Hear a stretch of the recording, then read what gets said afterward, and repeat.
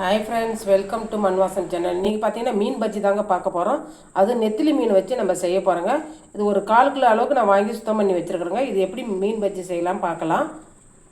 அதுக்கு பார்த்தீங்கன்னா மசாலா ரெடி பண்ணிக்கலாங்க. ஒரு மிக்சி ஜாரில் 3 காஞ்ச மிளகாய் எடுத்துக்கலாம்.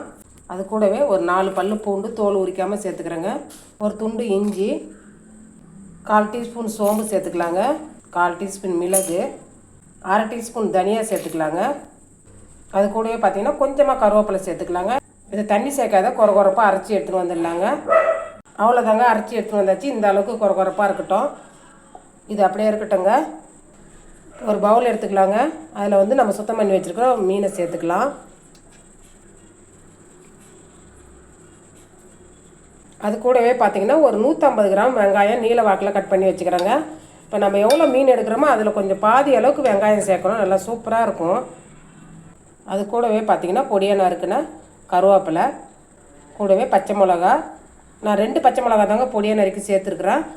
முன்கூட்டியே நம்ம காரெல்லாம் அரைச்சிருக்கிறோம் இல்லைங்களா, அதனால் பச்சை மிளகா பார்த்து சேர்த்துக்குங்க. இது கூடவே பார்த்திங்கன்னா நம்ம அரைச்சி வச்சுருக்கிற அந்த பொடி பண்ண மசாலாவை சேர்த்துக்கலாங்க. 1/4 டீஸ்பூன் மஞ்சள்தூள் சேர்த்துக்கலாங்க. தேவையான அளவுக்கு உப்பு சேர்த்துக்கலாம். இப்போ கடல மாவு சேர்த்துக்கலாங்க. நான் ஒரு ஜல்லடை வச்சு சலிச்சிக்கிறேன். இப்போ 1 கப்பு கடல மாவு சேர்த்திங்கன்னா 1/2 கப்பு அரிசி மாவு சேர்க்கணுங்க. 1/2 கப்பு அரிசி மாவு சேர்த்துக்கலாம். அதையும் சேர்த்துட்டு லைட்டாக ஜலிச்சு விட்டுக்கலாங்க. அவ்வளோதாங்க, எல்லாத்தையும் லைட்டாக கிளறி விட்டுக்குங்க. ஃபஸ்ட்டு எடுத்து தண்ணி சேர்த்துறாதீங்க. ஏன்னா நம்ம அந்த மீனில் இருக்கிற ஈரம், அந்த வெங்காயத்தில் இருக்கிற ஈரம் எல்லாம் ஒன்று சேர ஈரப்பதம் கரெக்டாக ஆகிடும். அதுக்கப்புறமேல லைட்டாக தண்ணி தெளித்து நம்ம மாவு பிசைஞ்சிக்கலாங்க. நல்லா இந்த அளவுக்கு கிளறி விட்டாச்சு பாருங்கள். இதுக்கே தண்ணி கரெக்டாக இருக்குது. கொஞ்சமாக தெளிச்சிக்கலாம்.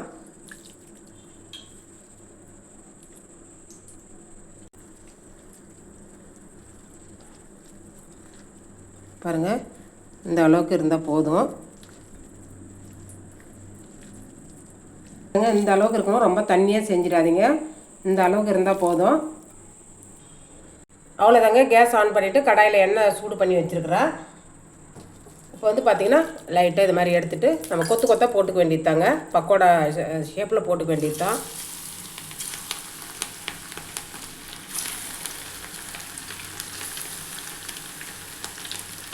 எண்ணெய் கொஞ்சமாக தான் நான் சேர்த்துருக்குறேங்க. ஏன்னா நம்ம மீன் பொரிக்கிறோம் இல்லைங்களா, அந்த எண்ணெய் வேஸ்ட் ஆகாமல் இருக்கிறதுக்கு கொஞ்சமாக லைட்டாக எண்ணெய் வச்சு நீங்கள் கொஞ்சம் கொஞ்சமாக போட்டுடுங்க. இந்த எண்ணெய் மீந்துடுதுன்னா நீங்கள் வேஸ்ட் பண்ணுறோன்னு நினைக்காதீங்க. மீன் குழம்பு வைக்கும்போது நீங்கள் இந்த எண்ணெயில் குழம்பு வச்சிங்கன்னா நல்லா சூப்பராக இருக்கும். நம்ம திருப்பி விட்டுக்கலாங்க.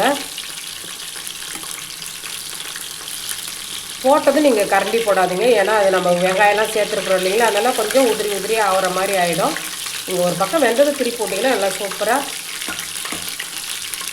திருப்பறதுக்கு நல்லா நமக்கு கரெக்டாக இருக்குங்க. அவ்வளோதாங்க, நல்லா செவந்துடுது. இந்த டைமில் ஒரு கொத்து கருவேப்பிலையை அந்த எண்ணெயிலே போட்டுடலாம்.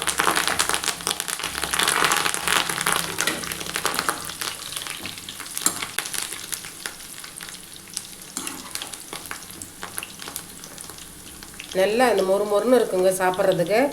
சைடிஷ்ஷாக வச்சு பார்த்தீங்கன்னா தயிர் சாதம், கிள்ளி போட்ட சாம்பாருக்கெலாம் நல்லா ரசத்துக்கெலாம் சூப்பரான ஒரு சைடிஷ்ஷாக இருக்கும். அப்படியே வெறுமனே சாப்பிட்றதுக்கு கூட நல்லா இருக்குங்க.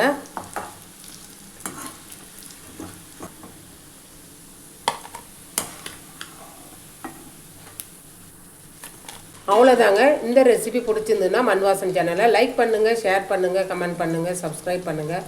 பக்கத்தில் இருக்க பெல் ஐக்கானை கிளிக் பண்ணுங்கள். தேங்க்யூ.